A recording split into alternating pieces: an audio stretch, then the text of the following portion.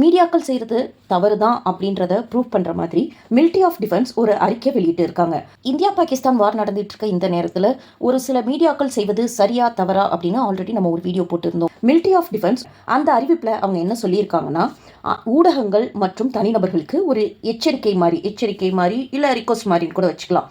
Military of defence அந்த அறிவிப்பில் என்ன சொல்லியிருக்காங்க அப்படின்னா, இராணுவ நடவடிக்கைகளையும் பாதுகாப்பு படைகளோட நடமாட்டத்தையும் நேரடி ஒளிபரப்பு செய்யக்கூடாதுன்னு, அதை செய்தியாக நீங்கள் போடக்கூடாதுன்னு சொல்லியிருக்காங்க.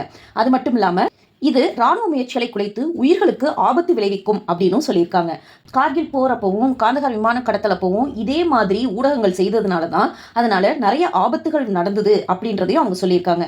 கேபிள் டிவி விதியின்படி பயங்கரவாத எதிர்ப்பு நிகழ்வுகள் நடக்கும் போது நியமிக்கப்பட்ட அதிகாரிகள் என்ன கருத்துக்களை சொல்றாங்களோ, என்ன விளக்கங்களை சொல்றாங்களோ அதை மட்டும்தான் இவங்க டெலிகாஸ்ட் பண்ணணும், அதுக்கு மட்டும்தான் பர்மிஷன் இருக்கு அப்படின்னு சொல்லியிருக்காங்க.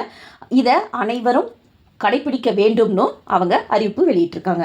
டிஆர்பிக்காக பரபரப்பான செய்திகளை வெளியிடுற செய்தி ஊடகங்களும், உண்மைக்கு புறம்பான செய்திகளை வெளியிடுற ஒரு சில செய்தி ஊடகங்களும், வியூஸுக்காக தவறான செய்திகளை பரப்புற ஒரு சில தனிநபர்களும் இனியாவது தங்களை மாற்றிப்பாங்களா, இல்லை தொடர்ந்து அவங்க அதே தவறு தான் செய்வாங்களா?